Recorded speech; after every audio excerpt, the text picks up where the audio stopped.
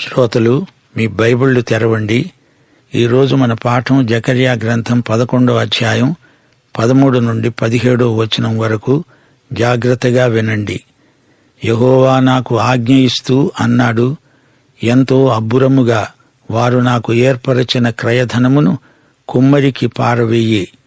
నేను ఆ 30 తులముల వెండిని తీసుకొని యెహోవా మందిరములో కుమ్మరికి పారేశాను. అప్పుడు బంధము అనే నా రెండో కర్రను తీసుకొని యూదావారికి ఇశ్రాయేలు వారికి కలిగిన సహోదర బంధమును భంగము చేయునట్లు దానిని విరిచాను. అప్పుడు యెహోవా నాకు సెలవిచ్చినదేమనగా, ఇప్పుడు బుద్ధిలేని ఒక కాపరి పనిముట్లను తీసుకో. ఏలయనగా దేశమందు నేనొక కాపరిని నియమించబోతున్నాను. అతడు నశిస్తున్న గొర్రెలను కనిపెట్టడు, చెదరిపోయిన వాటిని వెదకడు, విరిగిపోయిన దానిని బాగుచేయడు, పుష్టిగా ఉన్న దానిని కాపు కాయడు. గాని కొవ్విన వాటి మాంసమును భక్షిస్తూ వాటి డెక్కలను తుత్తునియలుగా చేస్తూ ఉంటాడు. మందను విడనాడే పనికి మాలిన కాపరికి శ్రమ. అతని చెయ్యి బొత్తిగా ఎండిపోతుంది, అతని కుడి కంటికి దృష్టి బొత్తిగా తప్పుతుంది. ప్రియశ్రోతలు, వింటున్నారా? యెహోవా అన్నాడు, వారు నా కోసం క్రయధనం ఏర్పరిచారు. ఇదెంతో అబ్బురమే. దీనిని కుమ్మరికి పారవేయి. నాకు వీరేర్పరచిన వెల ఎంత? అది వారు ఎంత తేలికగా చులకనగా అంచనా వేశారు. 30 వెండి రూకలా? ఈ వెలను వారెలా ఊహించారు? యేసు ప్రభువుకు వారు చెల్లించిన వెల కూడా ఇంతే. యేసును పట్టిస్తే లక్షలకు లక్షలిస్తామనలేదు, 30 రూపాయలిస్తాము అన్నారు అధికారులు. ఇస్కరియోతు యూదా యేసును అమ్మిన క్రయధనం 30 వెండి రూకలు. ఆ డబ్బును అతనేం చేశాడు? నేను ఆ 30 తులముల వెండిని తీసుకొని యెహోవా మందిరములో కుమ్మరికి పారేశాను. మత్తయి సువార్త 27వ అధ్యాయం 6-7 వచనాలు. ప్రధాన యాజకులు ఆ వెండి నాణెములు తీసుకొని, ఇవి రక్తక్రయధనము గనుక వీటిని కానుక పెట్టెలో వేయ తగదు అని చెప్పుకున్నారు. కాబట్టి వారు ఆలోచన చేసి వాటినిచ్చి పరదేశులను పాతిపెట్టడానికి కుమ్మరివాని పొలమును కొన్నారు. జకర్యా ఇదే మాట అంటున్నాడు. అది కుమ్మరివాని పొలం, రక్తభూమి. ఆ భూమి యజమాని కుమ్మరివాడు. కుమ్మరివాడు సారే, బంకమట్టి, ఈ 3 ప్రత్యేకమైన అంశాలు. బంకమట్టితో కుమ్మరి ఒక మంచి పాత్రను చెయ్యాలని చూస్తాడు. అయితే బంకమన్ను కుమ్మరివాని చేతిలో ఉంది, అతనితో సహకరించలేదు. కుమ్మరివాడు అనుకున్న రీతిగా మంచి పాత్ర తయారు కాలేదు. ఆ బంకమట్టి ముద్దను కుమ్మరివాడు అవతల పారేస్తాడు. ఇర్మియా ప్రవచనాల్లో దేవుడే ఆ పరమ కుమ్మరి. మానవత బంకమన్ను, అది కుమ్మరి చేతిలో ఉంది.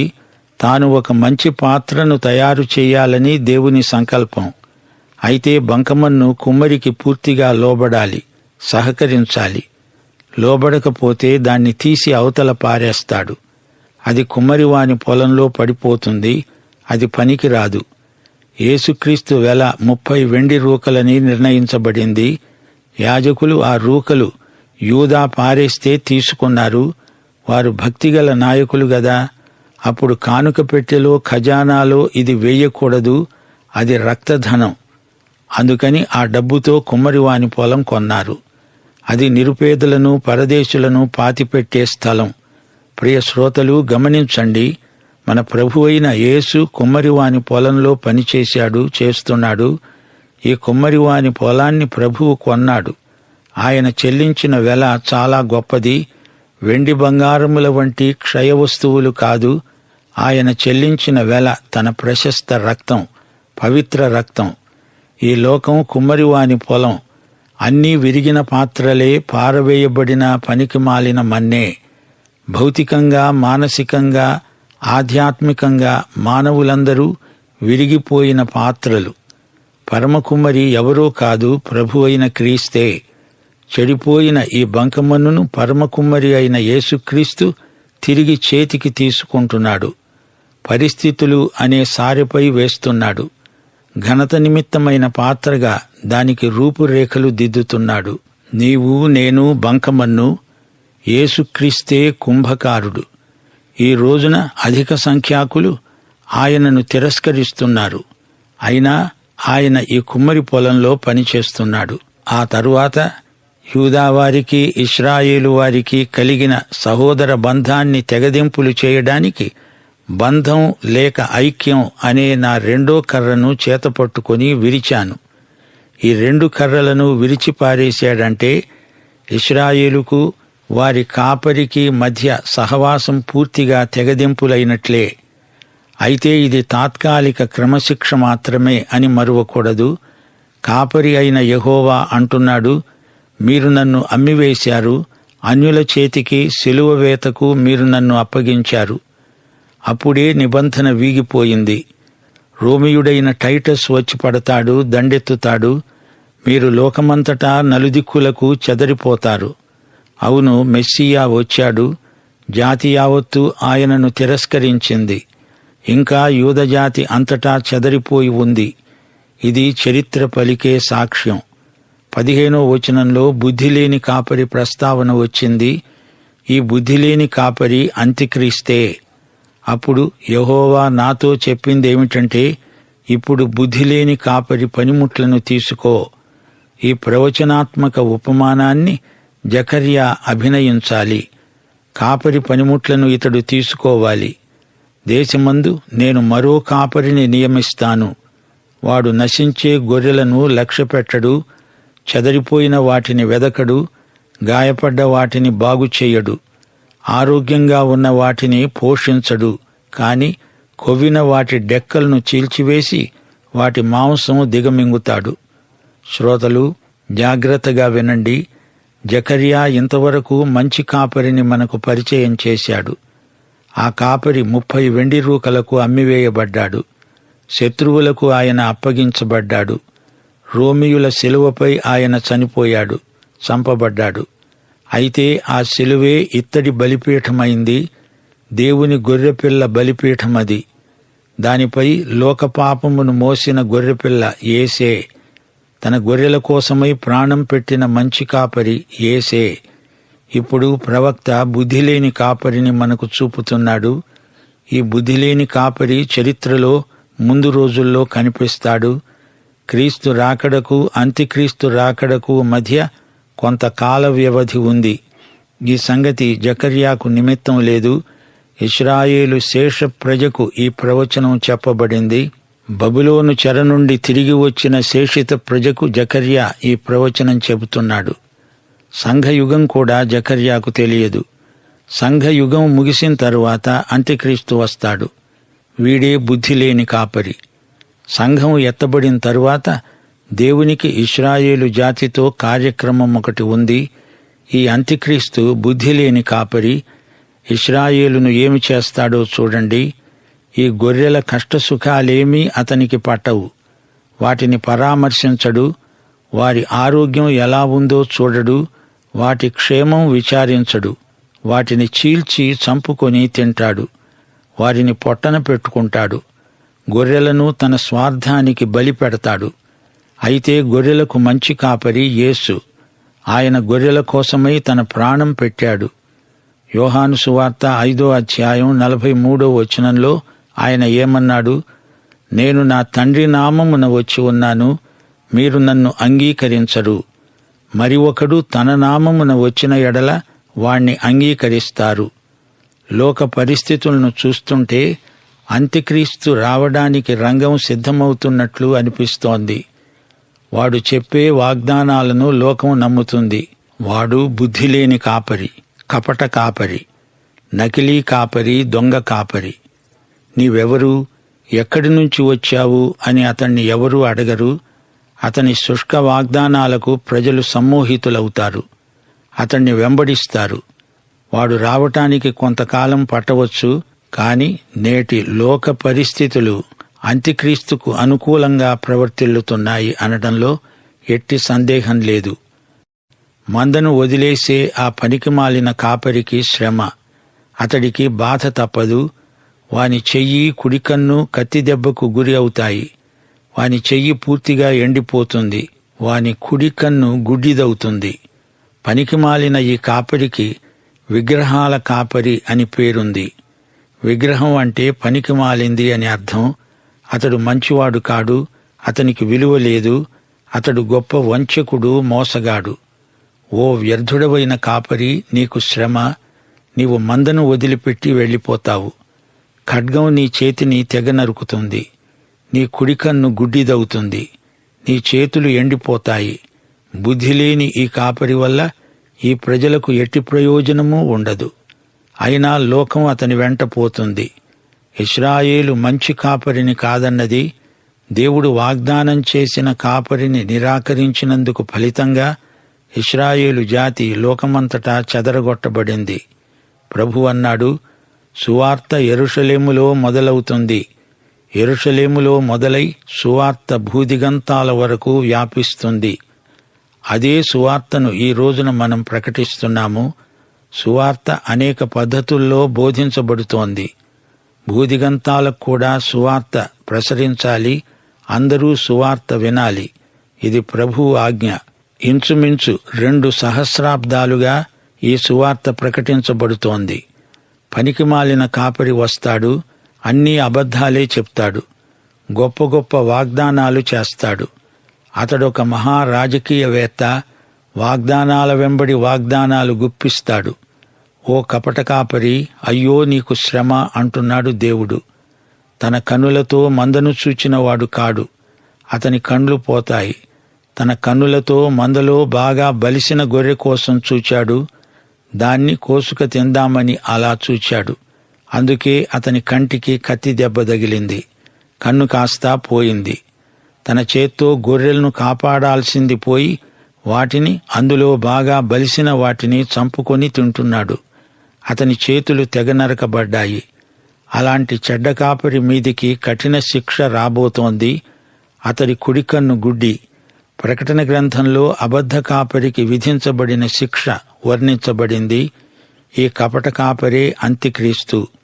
సైతాను కంటే ముందే వీడు అగ్నిగంధకాల సరస్సులోకి ఉరుకుతాడు. అబద్ధ కాపరి అనగా అంత్యక్రీస్తు మూలకంగానే మహాశ్రమలు మరీ ఉద్ధృతమవుతాయి. శ్రమల కాలంలో మొదటి సగం కాలం ఇశ్రాయేలు ఈ అంత్యక్రీస్తే తమకు మంచి కాపరి అనుకుని మోసపోతుంది. అతడు ఎవరో ఎలాంటివాడో వారు గ్రహించేటప్పటికీ అతడు ప్రపంచ నియంత అయి కూర్చుంటాడు. లోకమందున్న సైనిక బలగమంతటినీ యెరూషలేముకు వ్యతిరేకంగా పురికొల్పుతాడు. శ్రోతలు, ఈ పాఠంలో కుమ్మరివాని పొలం పేర్కొనబడింది. ఈ క్రయధనాన్ని కుమ్మరికి పడేయి. కుమ్మరివాడు సమాజంలో కింది అంతస్తుకు చెందినవాడు. వీరు నిర్ణయించిన వెల 30 రూకలు. అది చెల్లించడం కాదు, కుమ్మరి మీద పడేయి. అంత తక్కువ సొమ్మును చెల్లించేదేమిటి అన్నట్లు ఈ మాట ధ్వనిస్తోంది. యేసును అమ్మిన 30 రూకల డబ్బు యూదా విసిరి దేవాలయం మెట్ల మీద పారేశాడు. దానితో యాజకులు కుమ్మరివాని పొలం కొన్నారు. ఈ ప్రజలు మెస్సీయాను తిరస్కరించినందున దేవుడు వీరిని నిరాకరించడం జరిగింది. దేవుడు 2వ కర్రను కూడా విరిచాడు. అప్పటి నుండి యూదా ఇశ్రాయేలీయుల మధ్య ఎన్నో చీలికలేర్పడ్డాయి. నాయకత్వం కూడా అనేక విభాగాలైపోయింది. పరిసయ్యులు, సద్దూకయ్యులు, ఎస్సీనులు, హెరోదియనులు, జలోతీయులు అనే గుంపులుగా ఏర్పడి ఒకరితో ఒకరు విభేదాలు పెట్టుకున్నారు. వీరి మధ్య ఉన్న అంతఃకలహాల వల్ల క్రీస్తు శకం 70వ సంవత్సరంలో యెరూషలేము శత్రువుల చేతిలో ధ్వంసమైపోయింది. మంచి కాపరిని విసర్జించడమే కాదు, బుద్ధిలేని కాపరిని ఇశ్రాయేలు వారు ఏర్పరచుకోవటం జరిగింది. అంత్యక్రీస్తు గొర్రెలను నాశనం చేసే కపట కాపరి. ప్రకటన 13వ అధ్యాయం 7వ వచనం, పరిశుద్ధులతో యుద్ధం చేయడానికి, వారిని జయించడానికి దానికి అధికారం ఇవ్వబడింది. ప్రతి వంశము మీద, ప్రతి ప్రజ మీద, ఆయా భాషలు మాట్లాడే వారి మీద, ప్రతి జనము మీద అధికారము దానికి ఇవ్వబడింది. ఆ క్రూర మృగమే అంత్యక్రీస్తు. అతని చేతుల బలం, భుజబలం, సైనిక బలం నశిస్తుంది. అతని చేతులు తెగనరికి వేయబడతాయి. అతని కన్నులు అనగా లౌకిక జ్ఞానం. అతని కుడి కన్ను కాస్త గుడ్డిదవుతుంది. అతని జ్ఞానమంతా నశిస్తుంది. అతని సైనిక బలం, అతని రాజకీయ జ్ఞానం, ఈ రెండిటినీ దేవుడు ధ్వంసం చేసి విడుస్తాడు. నాయకులు, కాపరులు తమ మందలోని గొర్రెలను సరిగా కాయకపోతే అతి ఘోరమైన అరిష్టం ప్రాప్తిస్తుంది. నాయకులలో స్వార్థం ఉంటే దేవుడు ఎంతమాత్రమూ సహించడు.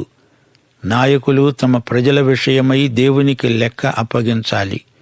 యాకోబు పత్రిక 3వ అధ్యాయం 1వ వచనం, నా సహోదరులారా, బోధకులమైన మనము మరీ కఠినమైన తీర్పు పొందుతామని తెలుసుకొని మీలో అనేకులు బోధకులు కాకుండా ఉండండి. దేవుడు నిన్ను నాయకుణ్ణి చేశాడంటే అది దీవెన. కాని దానితో పాటు ఎన్నెన్నో బాధ్యతలు నీ మీద ఉంచబడ్డాయని గుర్తుంచుకో. మంచి కాపరిని వద్దని బుద్ధిలేని కాపరిని తెచ్చిపెట్టుకున్నారు. వాడు వీరిని నాశనం చేసి కాని విడువడు. బుద్ధిలేని కాపరి అంటే నిరంకుశుడు, స్వార్థపరుడు, క్రూరుడు, వంచకుడు, అబద్ధికుడు.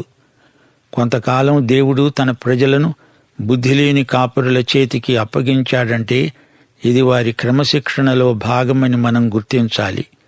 దేవుడు ఫరో హృదయాన్ని కఠినపరిచాడు అంటే అతనిలో ఉన్న పూర్తి చెడుగును బయటికి రానిచ్చాడని అర్థం. హెరోదు, నీరో, అలెగ్జాండరు మొదలైన వారి చేతికి దేవుడు తన ప్రజలను అప్పగించడంలో ఉద్దేశ్యమిదే. బుద్ధిలేని ఈ కాపరులకు దయలేదు, అంతఃకరణ ఉండదు, స్వార్థపరులు. గొర్రె బలిస్తే దాన్ని కోసుకు తింటాడు. క్రూరుడు. అబద్ధ క్రీస్తులు, అబద్ధ ప్రవక్తలు, కపట బోధకులు కడవరి దినాలలో బయలుదేరుతారని దేవుని వాక్యం తేటగా చెబుతోంది. ఇలాంటి వారికి దేవుడే తీర్పు తీరుస్తాడు. కపట కాపరి తన కపటంతోనే నశిస్తాడు. ఎవడేది విత్తితే అదే పంట కోస్తాడు. ఈ నియమం అన్నిటిలో పనిచేస్తుంది. మందలోకి తోడేళ్లు జొరబడతాయి. గొర్రె చర్మం ధరించుకున్న తోడేళ్లున్నాయి, జాగ్రత్త. ప్రతి ఆత్మను నమ్మక ఎవని ఆత్మ ఎలాంటిదో వివేచించాలని దేవుని వాక్యం విశ్వాసులను హెచ్చరిస్తోంది. శ్రోతలు, ఈ పాఠంలో కాపరి, రబ్బీ, బోధకుడు ఎంతో సాత్వికంగా మాట్లాడుతున్నాడు. మీకు అనుకూలమైన ఎడల నా కూలి, జీతం నాకియ్యండి, లేని ఎడల మానేయండి. ఇవ్వండి లేదా మానండి. ఎంత ఇవ్వాలో చెప్పటం లేదు. 1 కొరింథీ 9వ అధ్యాయం 9 నుండి 17వ వచనం వరకు పౌలు ఏమంటున్నాడు? కళ్ళము తొక్కుతున్న ఎద్దు మూతికి చిక్కము పెట్టవద్దు. దున్నేవాడు ఆశతో దున్నాలి. కళ్ళము తొక్కించేవాడు పంటలో పాలు పొందుతాను అనే ఆశతో తొక్కించాలి. మీ కొరకు ఆత్మ సంబంధమైనది మేము విత్తి ఉండగా మీ వలన శరీర సంబంధమైన ఫలములు కోసుకోవడం గొప్ప కార్యమా? అయితే మేము ఈ అధికారాన్ని వినియోగించుకోలేదు. క్రీస్తు సువార్తకు ఏ అభ్యంతరమైనా కలుగచేయకుండా ఉండడానికి అన్నిటినీ సహిస్తున్నాము. సువార్త ప్రచురించేవారు సువార్త వలన జీవించాలని ప్రభువు నియమించి ఉన్నాడు. నేనైతే వీటిలో దేనినీ వినియోగించుకోలేదు. నేను సువార్తను ప్రకటిస్తున్నా నాకు అతిశయ కారణము లేదు.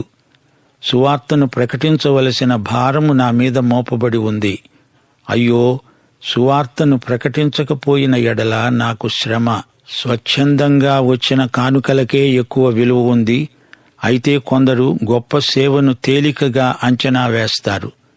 వారు 30 అంటే 30 రూకలే ఇచ్చి చేతులు దులుపుకున్నారు. విలువల నెరుగని ప్రజలు. పాఠం ఇంతటితో సమాప్తం.